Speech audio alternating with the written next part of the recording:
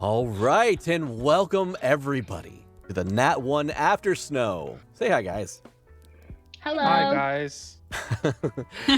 So, if you are joining us for the first time on one of these things, it is basically a Q&A where you get to learn a little bit about our characters, our players, their insights about what's going on in the game, and you get to just ask the Q&A. You know what I mean? It's just basically like, hey, what the fuck is going on? You know?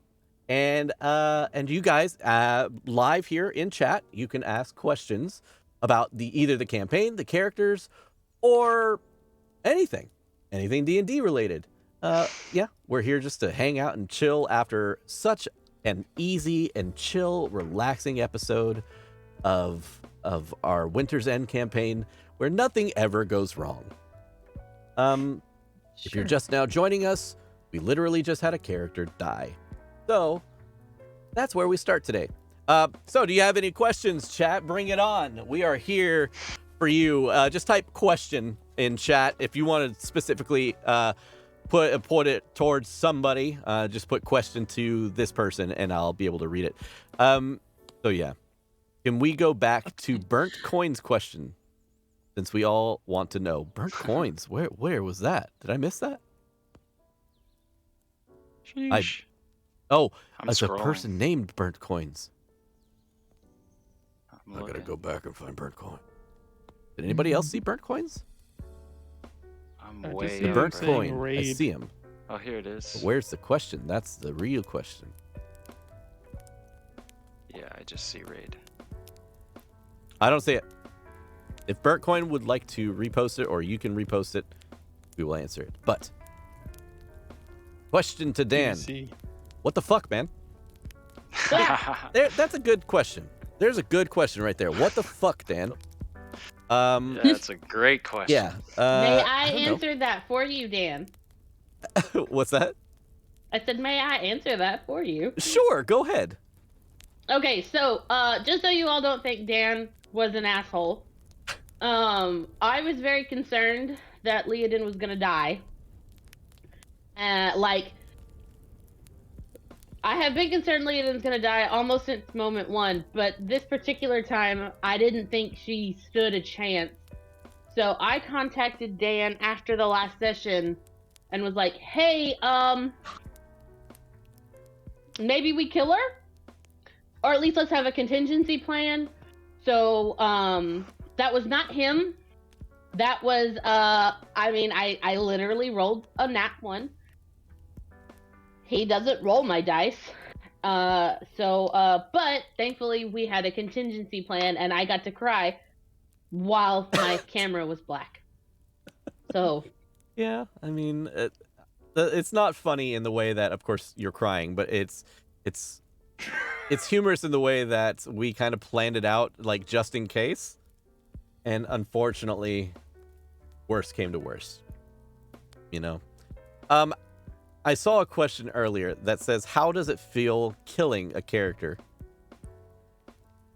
It feels terrible. Like, what do you want? I am not masochistic. I am not, I'm not crazy about, like, trying to play DM versus player. I am very much a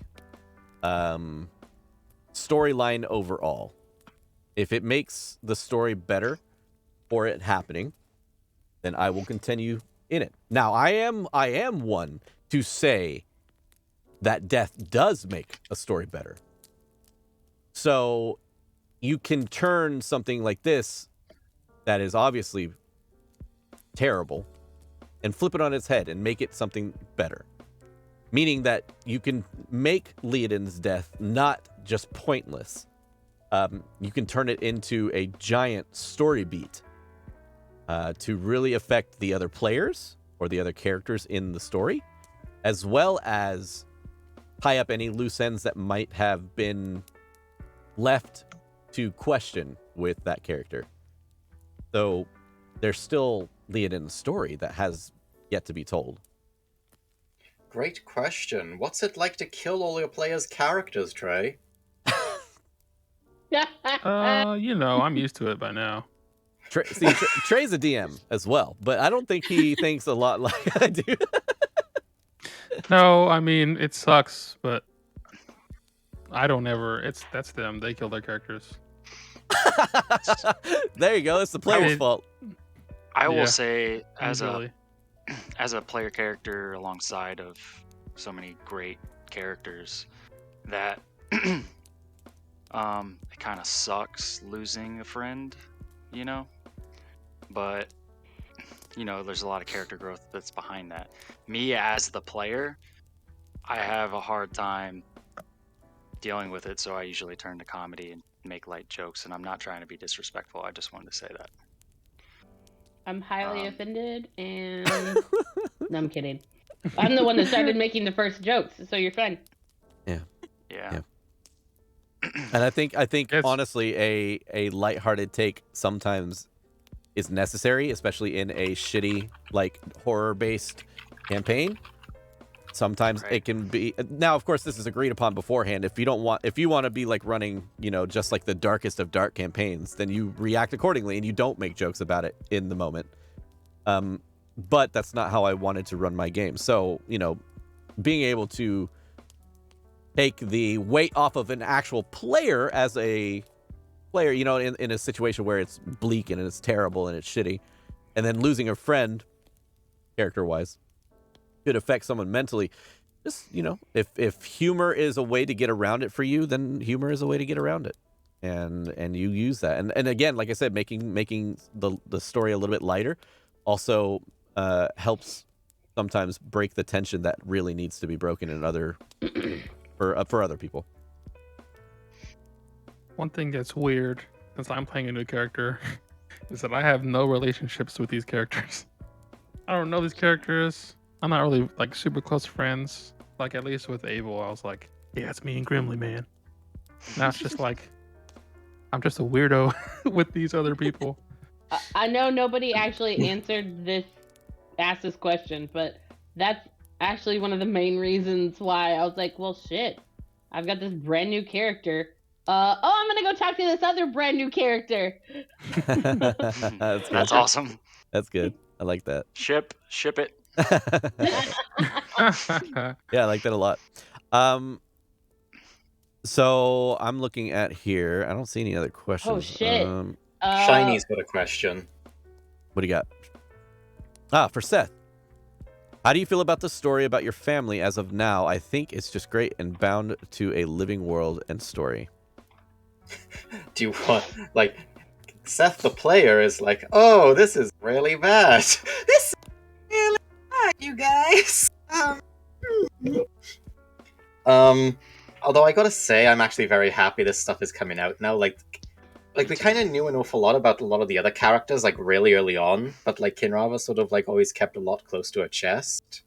Yeah. But, like, now she sort of doesn't have a choice but to sort of, like, say what's going on with her thing, because it's got one of her party members killed. Yeah. So I have a side question about that. So with your family now being tied to the party as opposed to just you, because they have now killed a member of this party, what is Kinrava's feelings towards basically, like,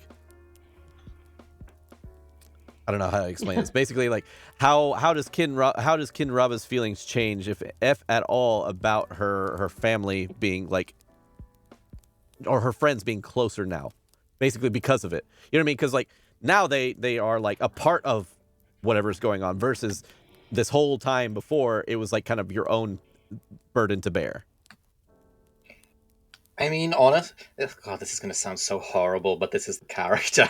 But, so I think everyone's noticed that every time Kinrava gets, like, a magic item or anything that's sort of useful, he's always just the first person to be like, hey, does anyone else need this? Hey, do you guys need this? She took, like, the whole dome spell because she wanted to be as valuable as possible to the party. So that one day she could just sort of turn around and be like, hey, so there's this little thing I kind of need to deal with. Would you guys don't mind, like, doing me a favor and helping me a little bit with this? Like, she was always planning on basically sicking, essentially, the party on her family at some point or another. So you were But- buttering Like where them your up. toys. Yeah, Sort currying of, yeah. favor. But Motherfucker. she didn't expect it to happen this soon, and like everything she said in that little speech of hers, because she was basically trying to like get her brother to actually come out and attack them. Then, she meant every single word of it. Like it's actually very rare that she lies. Yeah. So she meant every single word about it. But she is right now. She is very, very unhappy. It happened way sooner than she would have liked. But she is, because she's very much aware of what her father wants, and she's very much aware of how strong her family is. This is like the worst possible situation for her right now. Before we get into the other question I saw for Seth there, let's go down the line and talk about this moment from everybody's perspective. You talk about your player, you as you're an individual, and then talk about your character's reaction and true feelings. And we'll end on Ray. That way she can, of course, take it in. So Brad, Can first- I quickly throw in quick some Yeah, levity? Just really quick some levity. I want to quickly make sure that Arthur's question is not forgotten. okay, what do you got? Arthur? He and I want to know who's gonna take care of Cuckoo. We just want to make sure that Look, that little Arctic fox is handled. We're gonna If murder May- that fox, okay? Like, it is a spy. We're gonna kill it. It is a If spy. May has to start loving that fox, I'll just figure out a reason for it to happen. But I just want to let everybody know.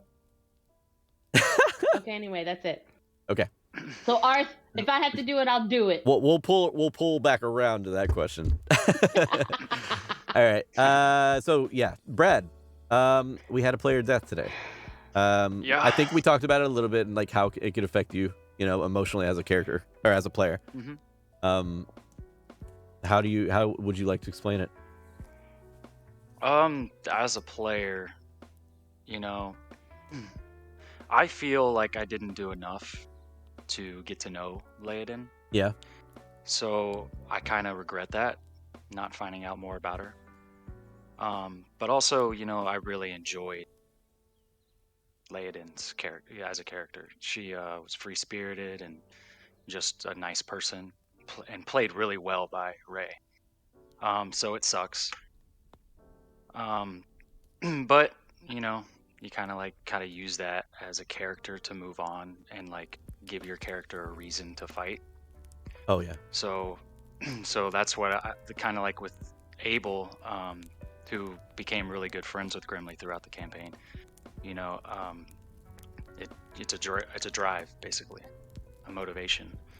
So as a player, I'm going to use that, but for Grimly as the character, it's just more mental anguish that he's dealing with. Not being able to save his friends in moments and stuff. That's like his main, the main thing that's important to him throughout this journey has been to protect everybody else. Right. And not really show how much his dreams and how much what he's going through, how much it affects him. So, yeah, I mean, I'm just going to take it in that direction. Avenge his friends and try to keep the ones that are still alive.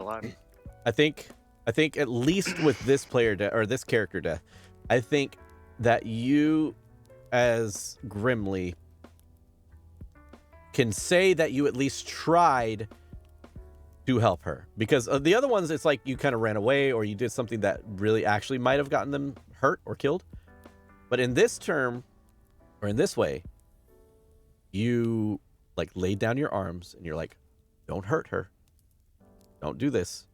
That's fine. And you really gave it like as much as you did anything else, the guy's just going to kill her, right? Right then and there. You did what you could. You did what you could. And I think that was heroic of you.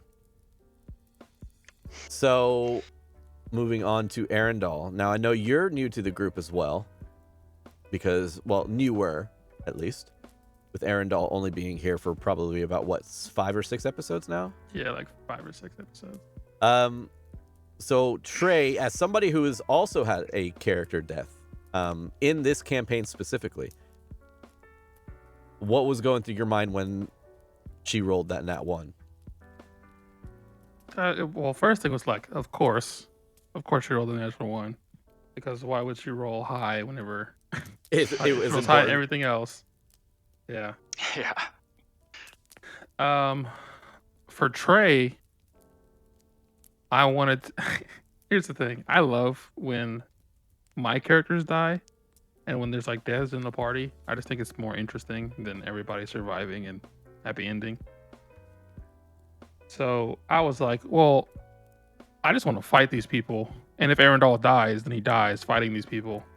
But that's not what Arundel would do. And it's weird because my first instinct was the able instinct to be like, I gotta protect her, and that's my friend, and all this stuff. But then I was like, Arundel doesn't. I hesitate to say Arundel doesn't really super care as much for these people. He's like, yeah, this is all very interesting. I think here's one disconnect that I find interesting in this party. You guys are very much a family, you know, of individuals who care about each other before you died. So like you have Trey, or you had Aaron. I'm sorry, God, you had what's his name? Abel. I could not think of his name. Sorry. Wow, Dan. No, I just had like Wow. 5 names going through my head. kidding. Man, So- it's been like 5 episodes. So you had Too Already soon, forgot 'em. dude. You had Too Abel soon. and Leodin, and you guys were like family to the rest of the group and everything like that. Now you play these new characters who, interestingly enough, if I were playing a character that was new or something like that, your show of empathy is a lot lower than I would expect. Because here's the deal, you can not like somebody, but you can also want to make sure that they are safe because that's just who you are. Empathetic. But I feel like both you and this newer character, we haven't really experienced much of the newer character to really know just yet. But I feel like, strangely enough, the one thing that is lacking from Arundel is empathy.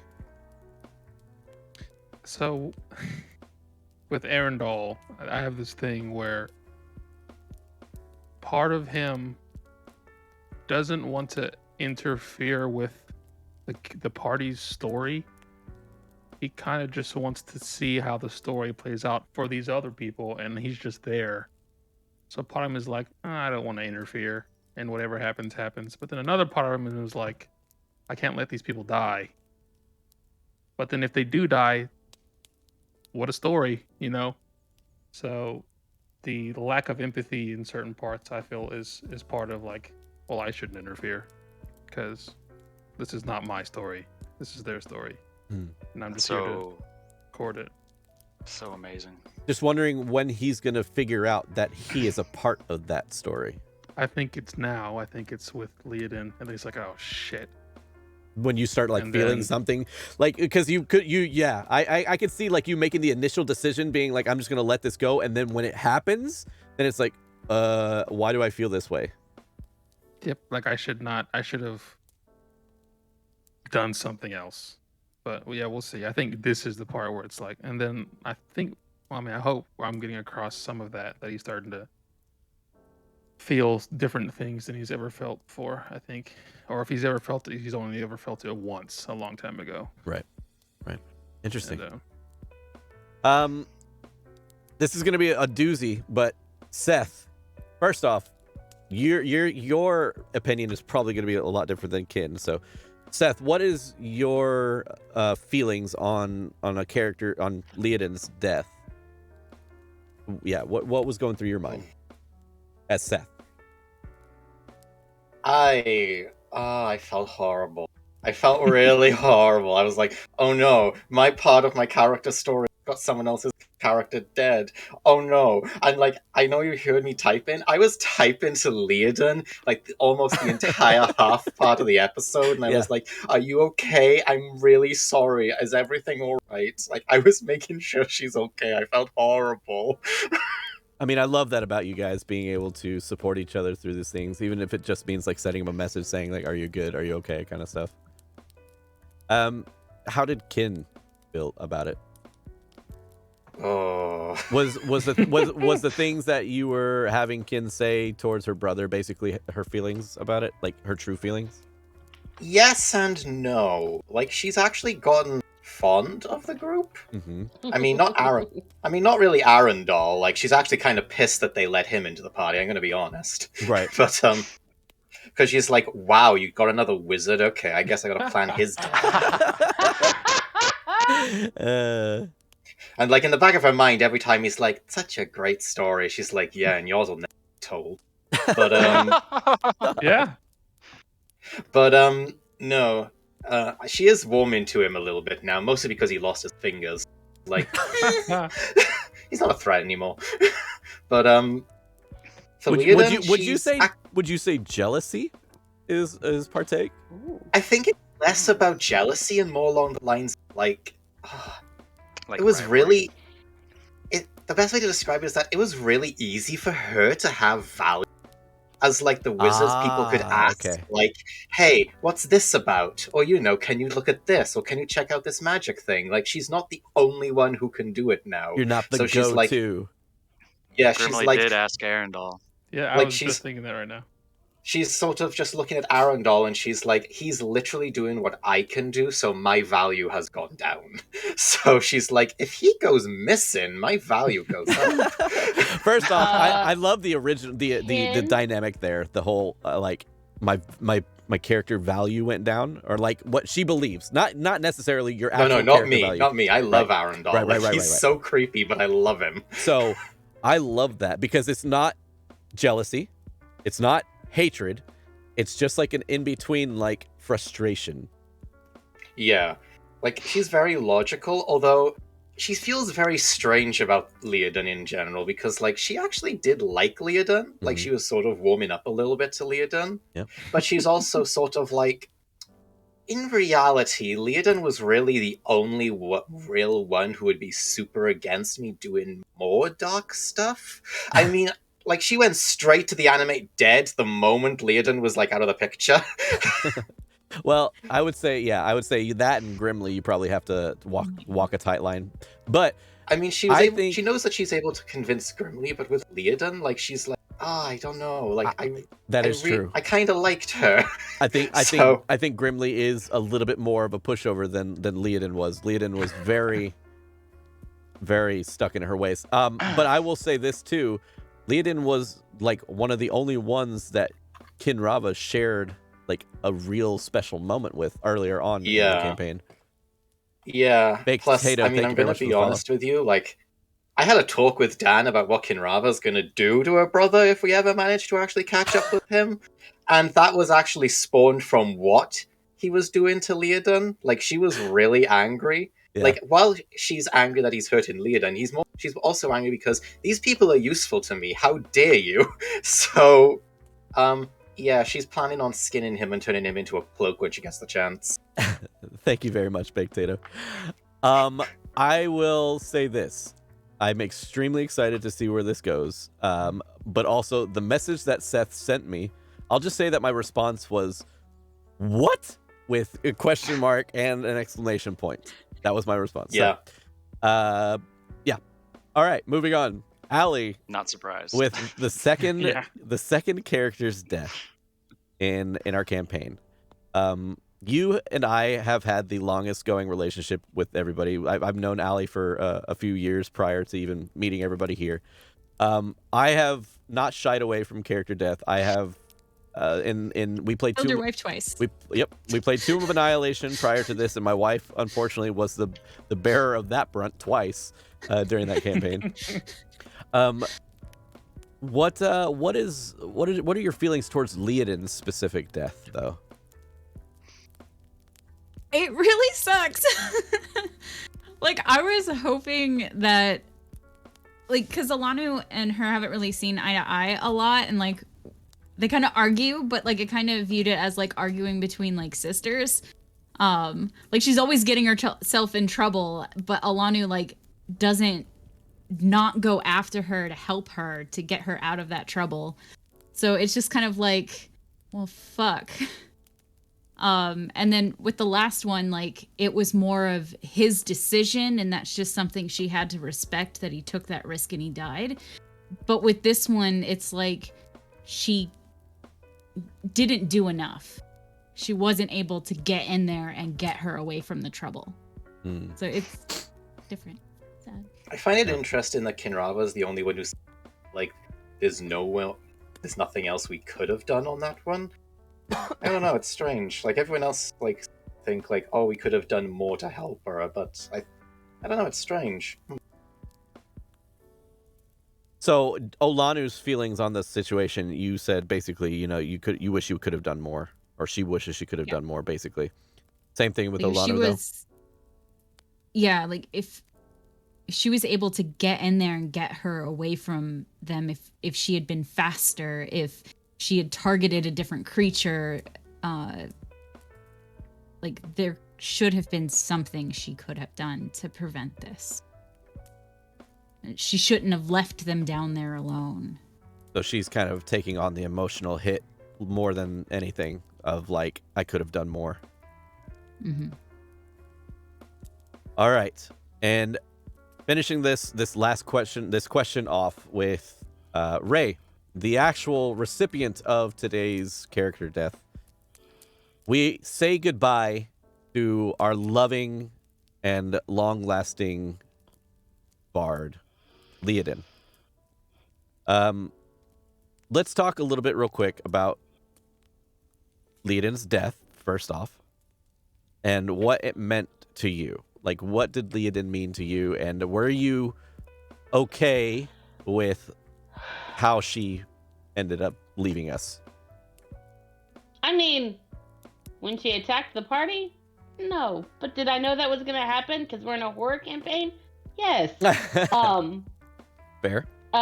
Okay, so what everyone should know is I've been playing D&D for a while now. 6 or 7 years? Yeah. And this is my very first character death. Oh, shit. Yeah. So even though I kind of knew it was coming, because still it's a dice roll and all that jazz, that's rough, yo. May I say up front, I apologize for having to be that person. Nope. That was her decision. She has... So, I love how Seth said that Kinrava's keeping a lot to the vest. So is Leodin. She has told almost... I don't think she's told the party anything about herself, really. Like, they know she was a trooper. They know that she ran away. Like, they know, like, tiny bits and pieces, but they don't know about, like, Leodin. And I don't know if any of y'all have known any actors, but that's kind of how they can be, especially if any of them are dealing with mental illness. Now, I will fully state that when I made Leodin, I didn't realize I was making an actor who had, like, depression and anxiety and stuff like that. But then once it occurred to me, that didn't surprise me, because, hi, my name is Rachel, and I suffer from depression, and I suffer from anxiety, and I take medication for it. So I wanted to try and be as honest as I could in that type of scenario. So when Ian died, let's throw that back. Yeah, that's true. For everybody, for everybody that's watching, along with these character deaths, there's been one major NPC death, who was a close friend to the group. When he died after the date with Leodin. Yep. Let's just remember that. She thought it was her fault.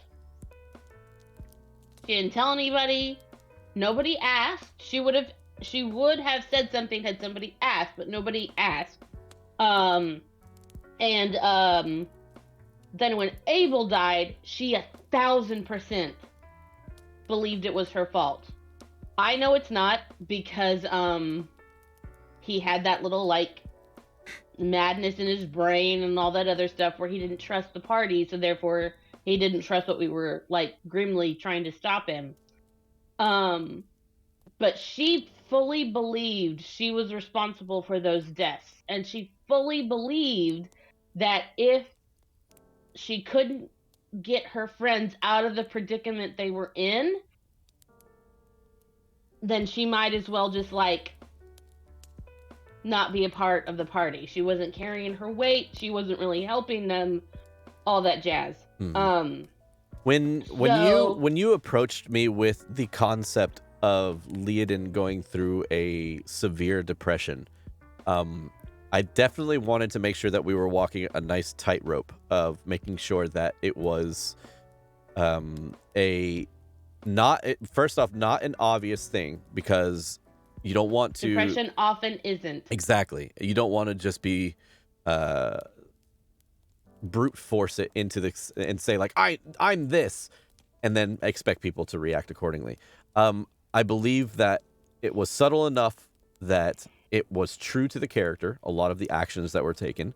If you go back to a lot of the episodes where Leodin says something that is not necessarily what you believe she would say in that moment, Leodin, the bard, should say this. When she doesn't, you can chalk it up to the fact that we were playing off the fact that she was highly depressed. Now, carry on with what you were saying. So, knowing all that, when in the last episode, her thoughts were, that individual up there has some sort of magic item that is keeping all of my magic friends, including myself, from being able to do anything. They've chained our strongest magic user and she can't use magic. Like, I don't know how this is going to affect everyone else, but we're straight up fucked for all intents and purposes. So her plan, before she, got on somebody's claws and was like literally held in the air like a server tray, was to kind of cut and then immediately run to the Drow Priestess in order to do what she did before she died. Okay. Now, it just so happens that Dan let me do it anyway. But that was the plan. She's like, I think it's this. I think it's this. And when Leodin, whenever she thinks it's something, that's the reality. And that's why she did half of the dumb shit she did. And so, then I rolled a Nat1. That's rough. For those who are new to the stream, I generally don't roll poorly. Yeah, she's our Taliesin. Ever. She's our Taliesin. If you watch Critical Role. And So, Trey is our Will Wheaton. Yep. Yeah, everybody was talking shit about my dice rolls earlier in the chat. So yeah, when I rolled on that one, which I think legitimately is the fourth one I've rolled in this entire campaign. Yeah, Can't there's got to be a officially stat. say that, but I really think it's my fourth. I thought, oh well, okay, she's over. Let's deal with Ray was like, let's deal with those emotions later. You're about to have a long time that you can deal with these emotions. Mm-hmm. It'll be fine. Now, thankfully, Dan and I had kind of prepped for, should this happen, what we were going to do, because I'm like, Leodin's going to die in the first 10 minutes. I don't really want to just sit with a blank camera for the entire session. So we had created, I know, but you didn't die in the first 10 minutes, Trey. I did not, even though I was positive it was going to happen, I didn't expect the emotions to hit me as hard as they did. So when I say I was crying, and I don't cry for 20 minutes afterwards, after my screen went black and I went on mute, I really was. It wasn't heavy weeping, but there was just a steady stream of tears. Yeah. And my boyfriend was like, do you want to watch something? And I was like, nope, I need to just deal with this. So took a shot in her honor, poured one out in her honor, all that jazz. But so that brash and impulsive bard that I created to be the exact opposite of everything I play, that every time she would do something within character, but it would drive me up the wall, died because she went, holy shit, I can do this to save my friends. So I'm going to do this to save my friends. And she did. That last impulse. Which, she comes from like a very tight family unit, because in the troop they were all together all the time, so they were basically all family, yada yada yada. Yeah. And so it was like these people were her people, and forget the fact that Arendelle had only been with them a short time, she didn't care. He was one of her people, and it was, well, I can do this for them, and so she did this for them, and then got ripped in half. So I think with Arendelle, I think with new people coming in, I would chalk that up to Leoden being in a traveling group and people joining the group every All so the often, time. like all the time, and bringing yeah, him in so like it family. was, oh yeah, of course you're one of ours. Mm-hmm. I don't need to double check you. Someone else double check you. Of course you're one of ours. Let's go. Yeah. Yeah. But yeah, so it was rough. And yeah. So I don't know how to talk about it in how Leoden feels about the fact that she's dead. Well, hopefully Leoden is not suffering from her mental illnesses anymore. But maybe her body is still suffering from something. some Although chunks. now it's in pieces. Some chunks. Frostbite. Yeah, suffering Next from week. She's frostbite. suffering from terrible frostbite. All Next right. week, So, Grimly's yeah, gonna get a vision Oh no. with someone going, "Where's my mother?" Oh, no. Also, I just recycle Steph, material. That's all I do. I think that Kinrava's new theme song should be Pressure from Encanto. And if you've not heard it, I highly recommend listening, because she's worth more than that to us. But if that's how she feels, she needs to like know sure. she's worth more than that. It's a good song. Good song. So if you anyway. haven't seen it. Yeah, it totally is. Well, thank you. Stepping away from that, and we'll come back. We'll come back around to your new character that you're playing. But stepping away from that, I think there was a question here about Seth. Real quick, could you explain to everyone how you play a character within the evil category while managing to stay among the party of good and neutral types? Oh, I mean, look, I was really determined to set out to I really wanted to show people that just because a character is evil, they're not, game breaking, if that makes sense. I mean, yeah, Kinrava, for example, yeah, she certainly wants Arendelle to, not be as useful as she is, but she's not going out of her way to scheme against him, because it's, he's really useful. Second of all, he increases her chances of survival. If you start breaking it down to less about, because most people, I don't know why, just go and try and betray the party, which makes no sense even for a lot of evil characters. I Because- absolutely equate it to the smarter your evil character is, the less your party will know that you are evil.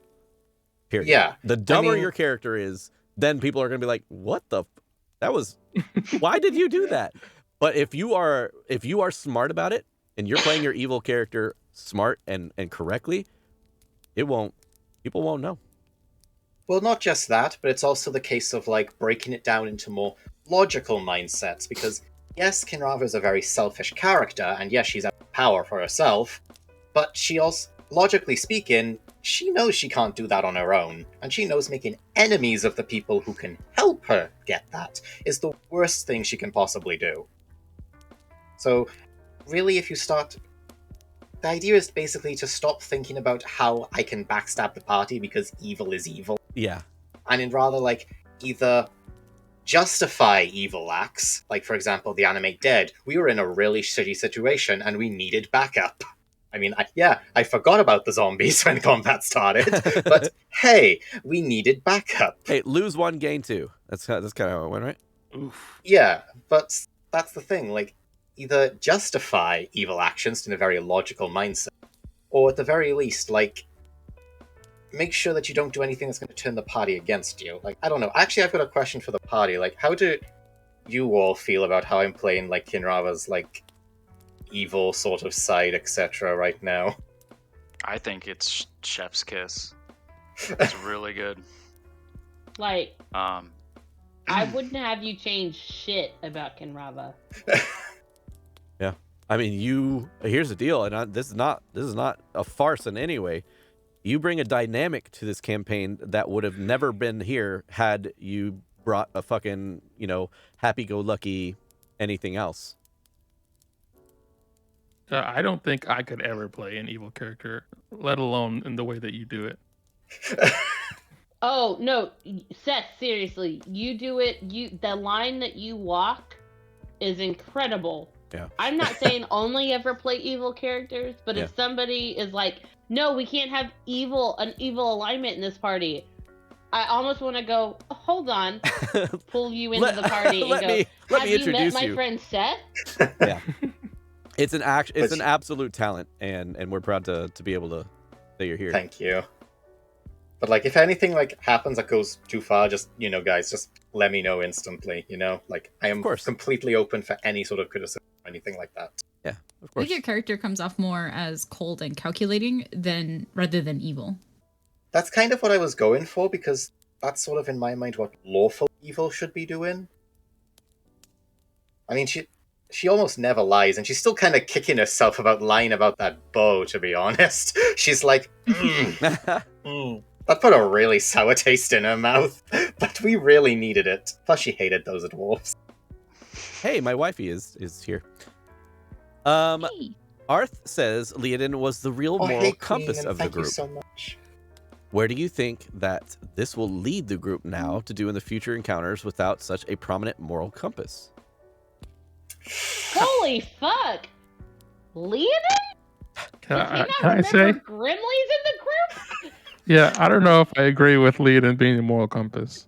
She wasn't like evil or anything, but I'm right here I mean, along. it was Art, Grimly. I appreciate that so much. I Damn. think what because I agree. I believe that I believe in my heart of hearts the moral compass of the group would definitely be Grimly.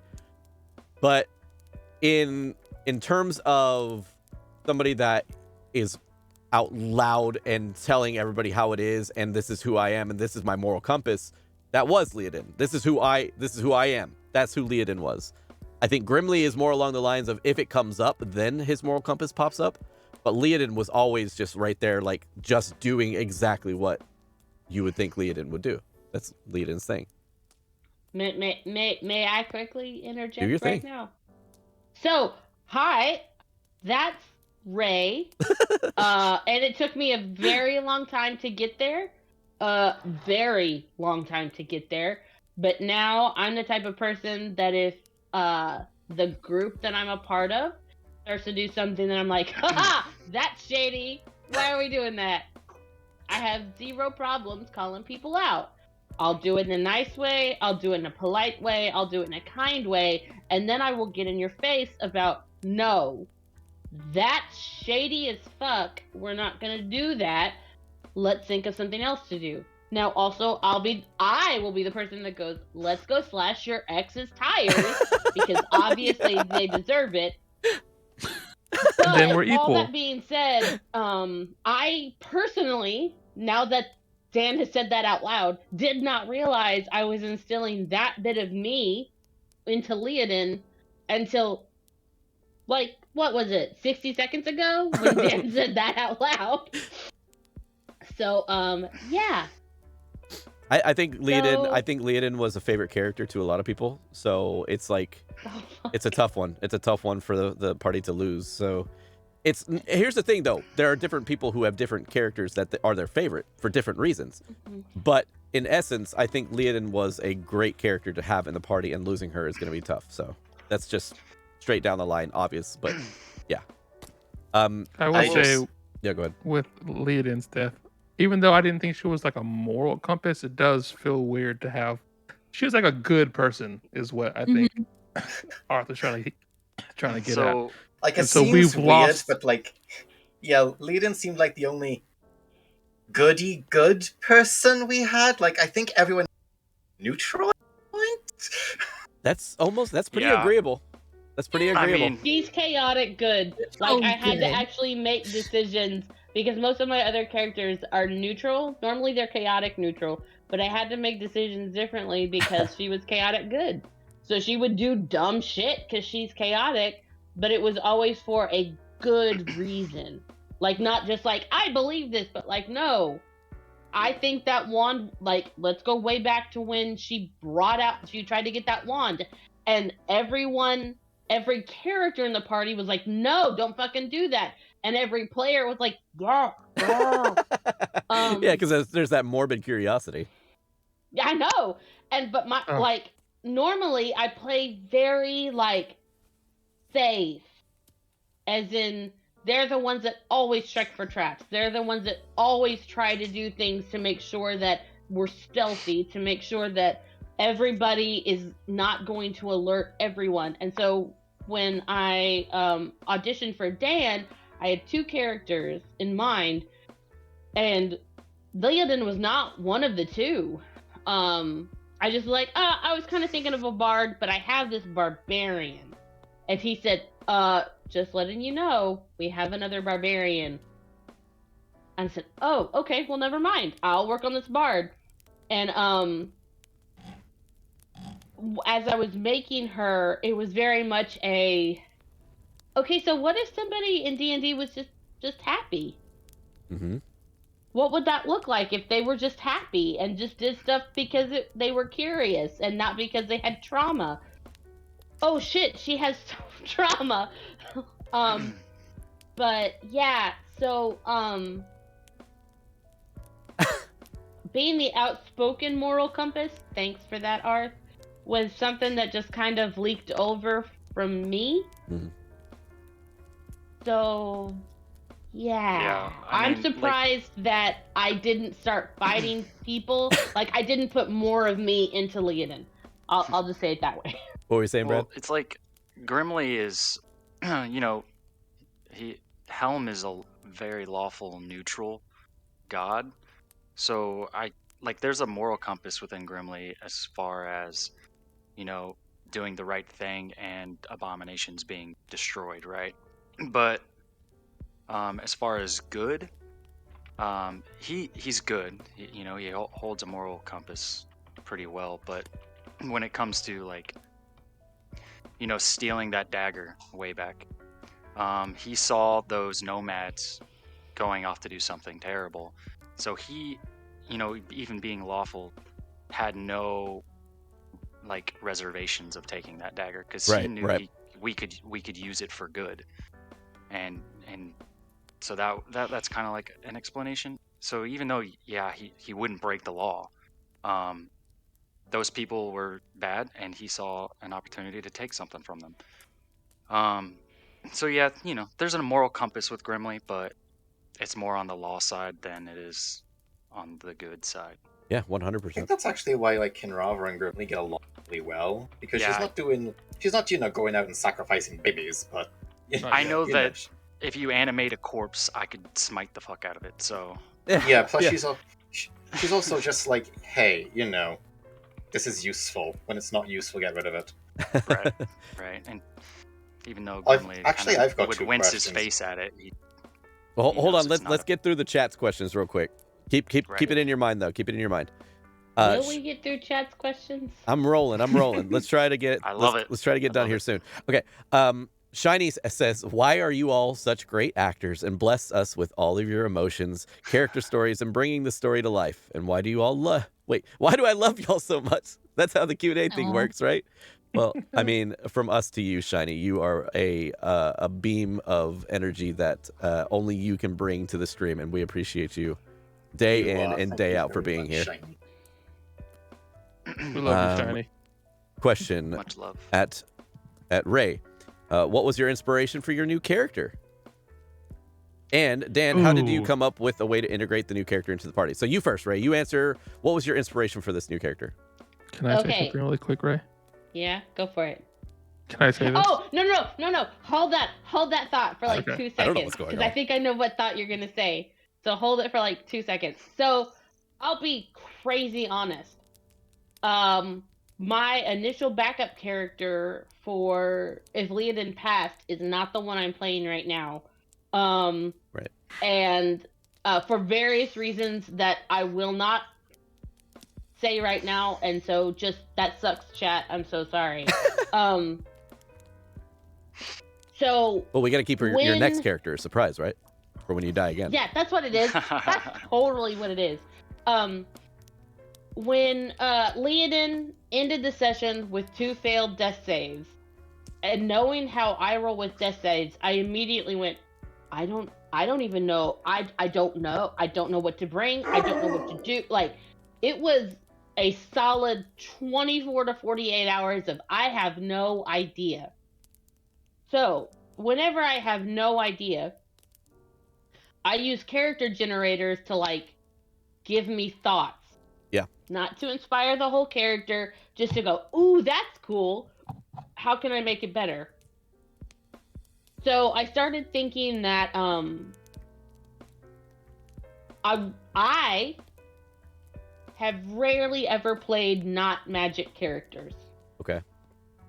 And I thought, well, again, you wanted Nat1 Fun to be everything you've never done before.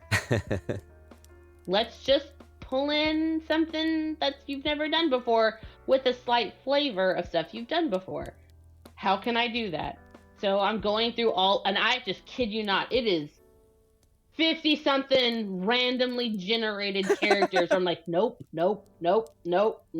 I like that. Nope. There were 7 backup characters that I could have chosen from. Yeah. Fully built out. Yeah. Rolled for them and everything. They just didn't have names, because once they have names, I get attached. It's kind of like pets. Like pets, yeah. Yeah, 100% like pets. And so I'm sitting there going, okay, if I had to play one of these characters tomorrow, this wasn't yesterday, who would I want to play? Started reading through them, and I went, I kind of like this fighter.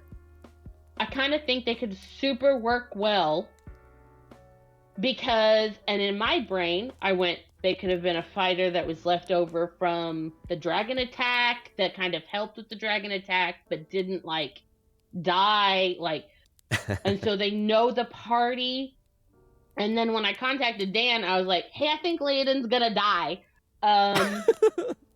Here's who I'm thinking. He said, oh, hold on, I've got a much better intro. I was like, okay. So we chatted. Let me cut it. I definitely did not say I have a much better one. I definitely said, okay, what but about you did, this? and you didn't know that that's what you said. Because you were like, I've got an idea. What if you were like Captain America? And I went, go on. yes? Can I help you? And so I created this Eladrin Psi fighter to be trapped in the ice that the party would find. Now, Trey, you should cut in. My backup character is the exact same thing. A Psi warrior fighter frozen in the ice that was experimented on in the city of Ithrin. The exact same thing. And Are you fucking serious? Did you know that? No, it's literally... He told me during the session, Dan. Once I did the leap, he told me he's like, hey, I just want to let you know this. And I was like, oh. Get the fuck out of here. That's funny. Seriously. We talked about how weird it is to bring new characters in, especially where we are. Right. And I was going to get into what's that. a way to bring a character? Oh, frozen in the ice. Then I was Great, like, oh, maybe great he was minds. experimented on. Yeah, that's what I thought. I was like, great minds think alike. Yep. So, yeah. Oh shit! I don't actually remember what the original question was. Well, the original question was just how do you come up with that character? Like, what was your process? So it was the randomized character thing until you find something that you like. So before Leodin, tend to take inspiration from fictional characters that I have read in whatever series, whatever fictional, whatever, where I went, ooh, that would make a cool D&D character. How would I make that D&D character? So I decided with Leodin I wanted to make an original character, not based on anything. Little did I know I based her on me.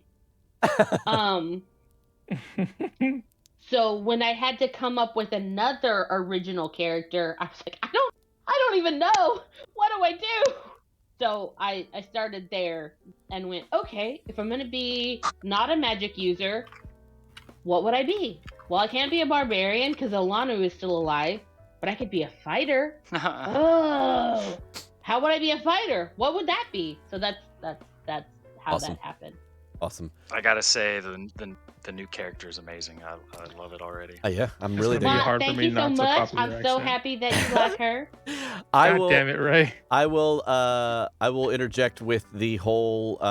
Just quickly go into my whole thing. Is I spoke to the team about how this far into the campaign, bringing a new character in, you have to really put a suspense on your disbelief, because it is essentially, it's like, how are you supposed to bring in like a character that has been family for a year plus in real time? How are you supposed to bring a new character in and feel the same way about them as you would somebody else? And the fact that you guys are in an isolated location that nobody else is supposed to know about or have been in for many, many, many, many years. There are only a few ways to do that in a believable manner. In a more, I guess, more believable manner. Because in many D&D campaigns, you can easily say a portal opens up and out drops a fucking character. You can easily do something like that. But knowing myself, I can't just do that. And I wouldn't want to do that to anybody that's listening, because I, throughout this campaign, have not done anything that really puts that suspension of disbelief in play. So with that, all I did was think about where the character would be, and if the character was here, what does that mean? And really, the only go-to currently in this very specific location is that she'd be buried in the ice, and then it just kind of came. Captain America. Yeah, it just kind of went from there of like why she was buried in the ice, and we kind of came up with that. So, we'll go ahead and answer one more question, Seth, and then you can do yours, and then we'll call it. Okay. I think I saw it right around here. For There's Seth. one There from, are several oh, yeah. that were screenshotted and put in Oh, Discord. It's gonna screw up Yeah, the it's the screen. one from Arth. For Seth, you left the Underdark because you didn't know what your family was about. So are you feeling like this group is more of a family than you experienced in the past? There you go. That is a really tricky question. It's like, what is your definition of family at that point? Yeah, because, I mean, honestly, it's gonna... I mean, it's just coming out, I can say it now, but, like, I mean, really, Kinrava's life wasn't that bad, really, when she was in the Under... Basically had essentially almost everything she wanted, really. Coming from where you were, yeah. Yeah. I mean, don't get me wrong, it's the drow stuff, so yeah, not that. She had her brother as basically her bodyguard, and, like, she was basically had a fairly good life down there. Yeah. But she never really had any true freedom, and after discovering, like, her father's... I guess the best way to describe it is that, like, I know I got to talk a little bit about Kirava's character. Alright, I don't mean to, like, take up most of this AfterSnow with it, but, when I first made Kinrava, I thought to myself, like, what would be the primary attribute that I can build this character off of? And for Kinrava, it's actually fear. Like, she's genuinely just afraid of everything. That's the main reason she wants to get power. It's because deep down, she's really just a scared little girl, and she hates herself for it. So she feels more security with these guys than anything else, which is probably the closest thing she can really allow herself to experience right now, because, they're drow. They're basically emotionally stunted when it comes to real affection. Right. Yeah. It's a learned aspect. For a drow, Yeah, for a dark elf, it's a learned aspect of, in our story at least. It's a learned aspect of them because they aren't shown it growing up. Emotion is basically beat out of them So that way they become stronger through not showing weakness. They believe that emotion is weakness. I think it's. I will say Leodin's one sparked a little bit in her. Like with Abel's death, it's going to sound really cold, but like with his death, she was like, wow, he was really stupid. He really shouldn't have done that. But when it came to Leodin, she's like, oh, yeah, that's from Ulrich. That's kind of on me. That's a little on me. Yeah. Like, she I doesn't will think... say Seth apologized for Kinrava's family. I did. me. I felt so bad. I wanted to make sure she was okay. I felt bad. Little did you know that you created a character death. Yeah, year. I was about to say way back when, right? All right. Seth, did you have anything else before we go? I think you had like a question I told you to hang on to. Oh, yeah. I did. Well, the first one was Yod's question, which was, can you still call your character a finger wiggler tray? But I don't know what that means. It's like a wizard. A little finger wiggler. But the second Because one was actually for... You're missing your fingers. I know. I I've think just the never heard the term finger The wiggler. second one I had for Olanu, actually, like, you saw Olanu's family, and it was actually really nice. Like, it sounds nasty. It was really normal. Like, how does she feel about now actually gotten some information about, like, Kinrava's? Your family is fucked up. Like, can she adopt you? Like, yeah, like she For somebody for that people aren't like that. I was gonna say, for somebody whose family means everything. Yeah, like her entire tribe is her family, and so to see that your people are so evil and manipulative and like just murderous monsters. One, she's like, wait a minute, so what does that make kin? And two, like, you need love. Like, you need to know what that feels like. It Like, just feels bad for you. Like, I was interested because, like, Olanu said your family is, like, the worst, and I went, oh, yeah, her family's actually normal. Like, huh, I wonder what Love how she's feeling about that. Yeah. Like, Hey, at least... It's I competitive just in a imagine good way? Like, I'm just imagining Olanu actually realizing, like, wow, Kin really is the nice one of her family. Yeah.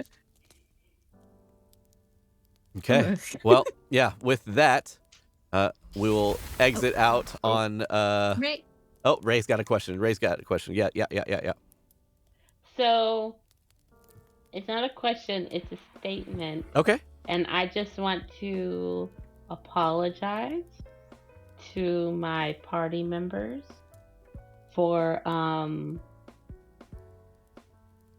don't want to say orchestrating my death, but like purposefully tugging on heartstrings so they didn't try and save her. I appreciate that because You betrayed my trust.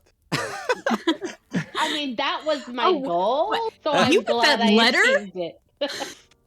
Oh, the letter. And also, y'all aren't gonna get any kind of letter from me. You're not. We're not gonna get an Abel send off where he has like a pre-recorded. No. Okay. Okay. You're not gonna No, go to no. Dan's Broke my house? You're not gonna heart. come- What you're not happened? gonna- You're not gonna personally come to my house and record in my booth and like have me edit. No. Okay. I'm gonna go to Dan's house. Okay. But y'all don't get to hear what I record. All right. Well, Really quick, Dan. yeah. Go ahead. I got one more interjection, not to prolong this. Have we had an AfterSnow since Abel's death? No. Can we talk think about we have. Abel's You're death? right. I mean, it's only been a few episodes since, so. Yeah. We don't have to talk about it. I was just curious. No, I just wanna know- would. No, let's for talk. Let's talk about it here. Let's take like let's try and spend like maybe 10 minutes on this. But I will say this. It is one of, and this is personal, Dan, and I want to say right out front to everybody, including the listeners, it is one of the most bullshit deaths I could have absolutely given out in any campaign. I made the mistake of reading the book way too word for word and not making it very story friendly. But I had a conversation with Trey at the point of death that was like, we can absolutely basically turn this around and it not be instant death. So let's go into that. Trey, you can lead us off. Sorry. Oh no, I just wanted to know. Really, I just wanted to know how people felt when the letter started playing. That's all I wanted. I'll go first if no one else will go first. And I'll do exactly for Abel what everyone just did for Leonin. So, even though this kind of surprised Dan when it happened, Abel and Leonin were slightly more close than he thought. Because whenever Abel would do something, Leonin would follow. Or if Leonin did something, Abel was like, God, and followed her. So when Abel died, for Leonin, it completely and totally solidified the fact that she is nothing but a harbinger of death for for anybody that she loves.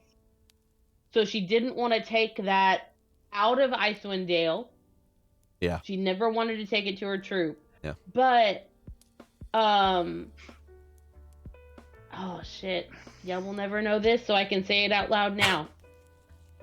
She had started writing a epic poem about Abel. Oh. Mhm.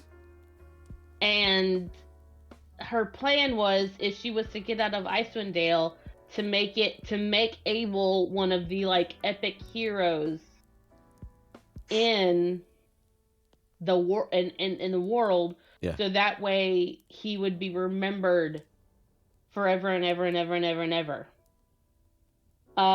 Ray, Trey plays his character so damn well that no matter what happens, you like go, oh.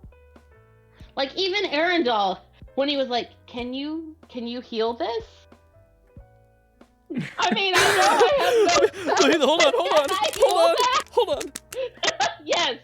Like, so, it was that particular moment for me as a human Yeah. was devastating. Like, I was more devastated by Abel's death than I was about Leonin's death.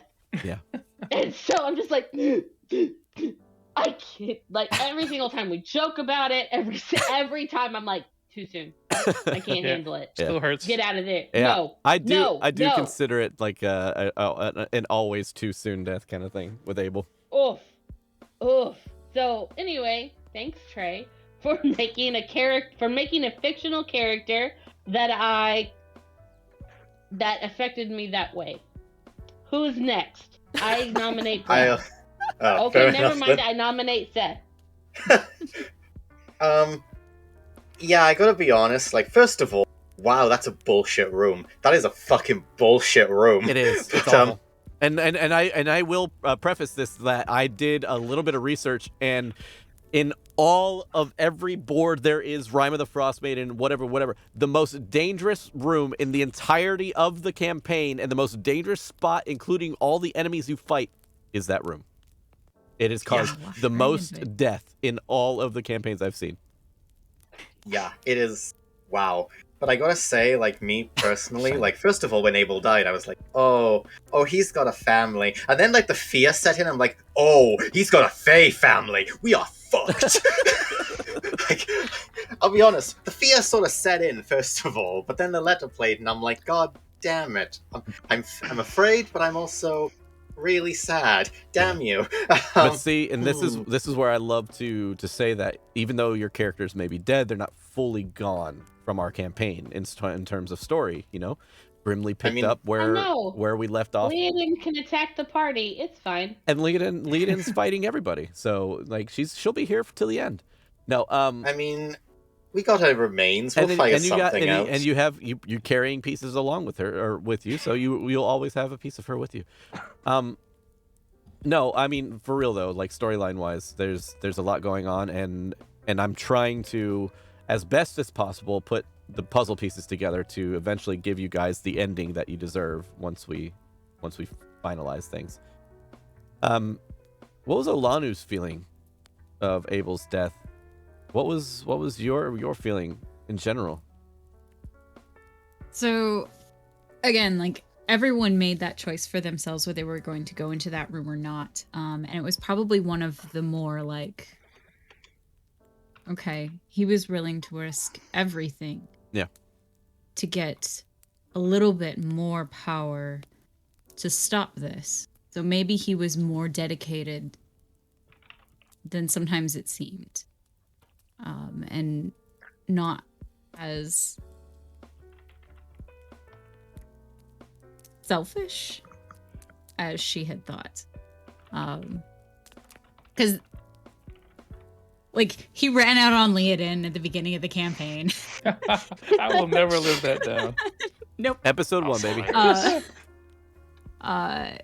Run away. We had a chance to regroup and kind of try and save as much as we could for Icewind.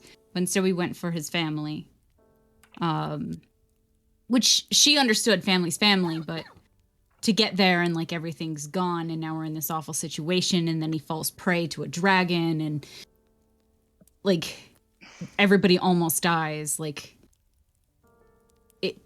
it should have ended a lot sooner than it did and with us leaving. And then for him at the end to choose to do more or try to do more at the end was kind of like, okay. Yeah. It's a different take on, I guess, what like everybody else would have seen from him in general. As a player, though, I'm so sad. And that fucking letter, I almost cried on stream. I'm so mad again. I did cry on stream. Homie, I was in tears and I made that shit. Also, Dan, unrelated, before we get to Brad, but I am coming to your goddamn house. I just saw that Queen Bee said you had wine. I am do, we coming do. to your house. We have wine. Anyway, sorry. I Go was on, Brad. also invited to your house, so Seth, Yeah. let me I know feel- when I- you're gonna be I feel there, like- and I'll be there. I feel like my wife doesn't really understand how Twitch works. She's just like, yeah, come on over, guys. We'll see you. Oh no, Go. I think she fully knows how Twitch works, and she's still inviting us over. Of course. All right, Let's go end this on. off. Yeah, let's end this Yeah, off with go on, Brad. Brad. You know, I think we all know how Grimly felt about the situation. We really dived deep into that. Brad, how did you feel like losing Abel as a player or as a character? Oof, Brad felt terrible. I joined this campaign expecting, or not really expecting, but hoping for like a great story, and you've done so good throughout this campaign with that.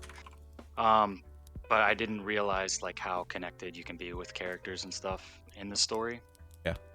So, it was a pleasant surprise throughout the beginning of the campaign how well like Grimly and Abel connected and like worked together, or fit together, I guess. So it was a lot of fun, you know, and I like really cared about Abel as a character. So yeah, the recording fucking just demolished my. Yeah, I was in yeah. tears, and I hadn't cried in a while, so that felt good. Yeah. But Yeah, you two are fucking evil. yeah, that was a pleasant. Like it was wonderful. It was magic the way you played that recording and everything. Like the death was chef's kiss, but it was really sad for me. I still miss him. I still miss having those interactions. So, I don't know if you Same. noticed, but Grimly hasn't used the beard oil in a while. Yep. Yeah. It's just. Oh, I'm gonna it's just- cry. It's just sad, you know. I miss it, but I fucking Trey's so good at playing characters. When Incredible. Arendelle joined the Incredible. group, He so When is. when Arendelle joined the group, I was just fucking blown away by the way he portrayed a completely different character, and I believed it. So, Yeah, instantly too. Instantly. Yeah. So yeah, I mean, I miss Sable, but I love Arendelle as well. So maybe Grimly will find a new friend to get killed. Well, you just saved his ass, actually. You literally Yeah. just saved his life. I, You literally just yeah, saved his life. I would have done anything to do that. So Well, um, everybody, yeah. welcome May to the party. Yes. She's taking over for Leodin. Prepare yourselves for an epic season, I guess you could call it. Hey, Unmade Gaming coming in here. You can say, prepare yourselves for an epic season of what you call it? What are we? Winter's End. Excuse me. Sorry, I get confused and my head starts spinning when things happen in chat. Also, So guys, thank don't you for the I raid. have forget that one on quick question. yeah. Are Arendelle and May in Winter's End? Oh, I was hell gonna yeah. say, are we even Winter's End anymore? I know, that was really my question. Well, okay, all right, semantics. But everybody, thank you guys for joining us, Unmade Gaming crew. Welcome in, welcome in. Guys, go check out Unmade Gaming. Some awesome content they put through. And thank you very much for the follows and everything like that. We are just finishing up with our After Snow, which is basically where we get to talk to our players a little bit more about what has been happening in the campaign, what is happening with their characters and their players, and the players themselves. Guys, it's been one hell. It's been a year and a half now. Yeah, about a year and a half. It's been amazing. Not exactly. Almost. As the human who knows calendars, but we're like at a year and a fourth. There you go. Nearly a year and a half. There you go. But like I said, stick around. We still have a lot to go. We are rounding out to the last chapter of the book. Yeah. Also, We're on the guys, shit now. remember that on Wednesdays, Dan is going to be starting up his Feywild campaign Feywild! with some great people as well. Shout out I'm Feywild. so excited for that. That now, I mean, in theory, May could just randomly show up in. For sure. For sure. Not why I made her, but it was pointed out That to is me funny. later. Yeah, I didn't even think about that. You are Faye. But sure, yeah. Check out Running Feywild, guys. Please, if you can support Running Feywild. See here, the crew for Rime of the Frost Maiden, these guys do it out of the kindness of their hearts. They are here every fucking week, killing it, doing an incredible job at what they're doing. By the goodness of their hearts, and meaning I don't pay these guys. These people are the most incredible friends I've made over the past year, and I can't thank them enough for helping me grow Nat1 Fun. But I will say, Running Feywild, I do plan on trying to at least start to pay my players. That way, I can pay for talented individuals to come on to the show, as you would pay any other actor or talented individual. So I want to try and support them. So in order to do that, though, I need I'm your offended support. because I'm super talented.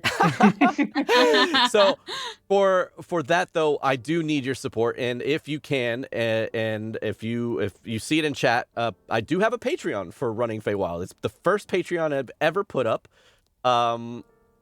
ever. So if you can, go support us over at patreon.com/runningfeywild. That will help me pay my players. And that will also get you the opportunity to change a lot of things that are actually going to happen in the campaign, including magical items, including wild magic surges, locations, NPCs, all kinds of stuff you guys can have a hand on, including getting the episodes early on podcast, including behind the scenes access to stuff like the Nat1 AfterSnow, except for Running Feywild.